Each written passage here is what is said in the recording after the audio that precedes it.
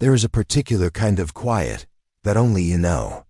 Not the peaceful kind, not rest, not even comfort, but the hollow silence that echoes through rooms, through moments, through yourself, even when your life looks full. You wake up, you function. You perform, you answer messages, you fulfill responsibilities. You smile at the right moments, you nod, you laugh. You move through the motions, and yet, somewhere beneath all of that, there is an absence, a void, a hollow space that refuses to be named. You don't feel sad enough to call it depression. You don't feel broken enough to ask for help. You don't feel lost enough to stop moving. And that's the paradox, because the very thing that allowed you to survive, your ability to disconnect, to detach, to keep going, without asking for meaning, is now the thing, quietly eroding your sense of being alive. You may not describe it as pain. You may call it boredom, or numbness, or fatigue, or just how life is. But this emptiness isn't neutral. It is heavy. It is constant. It is invisible. It's the residue of adaptation. It's what happens when, early on, feeling deeply was unsafe, unmet, or irrelevant. So you learned to exist without needing emotional nourishment, without expecting anyone to see or meet you. And now, as an adult, you can have everything you were told would make life meaningful and still feel like you're watching your own life through glass. You don't lack gratitude. You lack resonance. You lack the feeling of being touched by life itself. And the question that quietly follows you everywhere you go, in every silent moment, is this: why does nothing feel like it touches me anymore? Existential emptiness is not weakness, laziness, or ingratitude. It is a psychological adaptation to prolonged emotional absence, a mechanism that allowed you to survive, endure, function, but that left an invisible wound. It is often rooted in emotional neglect, not as a traumatic event, but as a traumatic environment, when your inner world was not mirrored, explored, or welcomed. Your nervous system learned something crucial: meaning is optional, survival is not.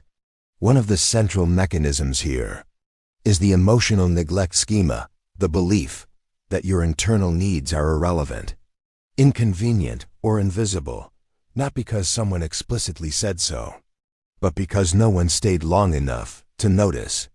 Over time, this reshapes the brain's default mode network, the system responsible for self-reflection, identity, and meaning-making. Instead of asking, who am I? What do I feel? What matters to me?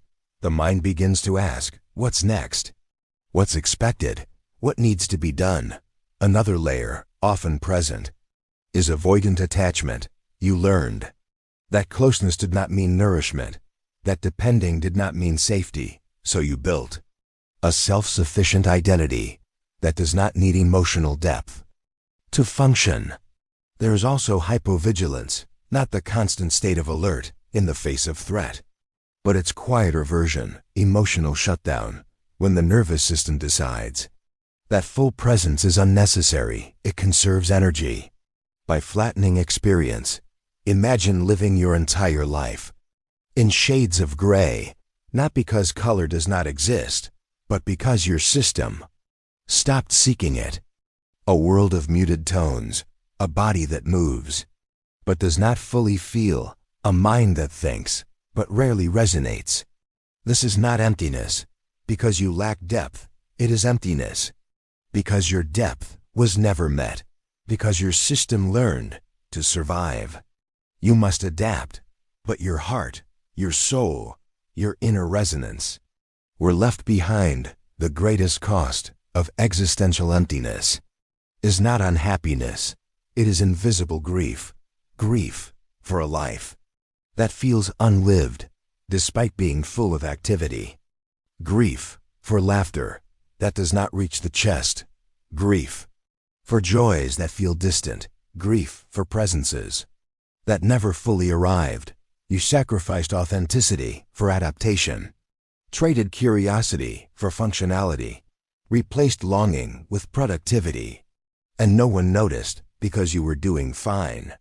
The core fear beneath this emptiness is not failure, it is the fear that if you stop, there will be nothing there. That rest will reveal nothingness. That introspection will return silence. That meaning is something other people feel naturally, but you lost the manual. So even small moments become complicated. Joy feels suspicious. Desire feels impractical. Stillness feels unsettling. You keep going, not toward something, but away from the question, is this all there is? Existential emptiness does not remain abstract. It becomes behavior. It shapes your choices.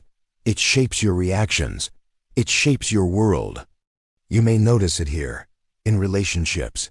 You long for connection, but feel distant when you have it. Intimacy feels strangely lukewarm.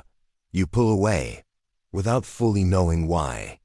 You want love, but fear that feeling it is unsafe. In your career. You achieve goals that once motivated you and feel nothing afterward. Success feels flat. You pursue progress without fulfillment. The praise, the promotions, the recognition, they pass through you but do not land. In self-worth, you define yourself by usefulness, productivity, or competence, because inner value feels inaccessible. You can perform endlessly and still feel invisible. In boundaries, you say yes too easily or no too late, not because you don't care, but because your internal signals are muted. In emotional regulation, you oscillate between numbness and sudden overwhelm. There's little middle ground. In identity, when asked what you want, you freeze. Desire feels distant. Preference feels vague. These are not personality flaws. They are survival strategies, mechanisms finely tuned to keep you functioning. The beginning of healing is not correcting them. It is witnessing them without invalidating yourself. Instead of asking, "What's wrong with me?" you ask, "What did this protect me from?" Unlearning begins when you allow yourself to feel without immediately explaining, minimizing, or optimizing the emotion away. Awareness does not require answers. It requires presence. Is a skill you were never taught to develop, but you can learn. Healing existential emptiness is not about finding meaning overnight. It is about rebuilding your relationship with felt experience. It is about remembering the richness of existing, the layers of sensation, the echoes of emotional color. It often begins with reparenting the inner child, learning to respond to your internal states with curiosity instead of rejection, naming emotions, staying with them longer than feels efficient, listening to yourself with tenderness. It continues through shadow work, meeting the parts of you that learn to disappear, to not want, to not feel, not to exile them, but to thank them for surviving and to invite them back. And it requires nervous system regulation, slowing down enough for your body to realize it no longer needs to conserve emotional energy. Breath, rhythm, safety, repetition. Healing asks that you choose softness over survival mode, that you allow moments to matter again, even if they hurt. The emptiness you feel is not proof that you are empty. It is the echo of the parts of you that needed to fall silent so you could keep going. And now, you are not being called to be fixed, but to integrate what you had to leave behind to become whole. If this resonated, share it with someone who feels silently disconnected. Subscribe if you want to continue exploring the psychology behind survival, because your life was not meant to be endured. It was meant to be felt.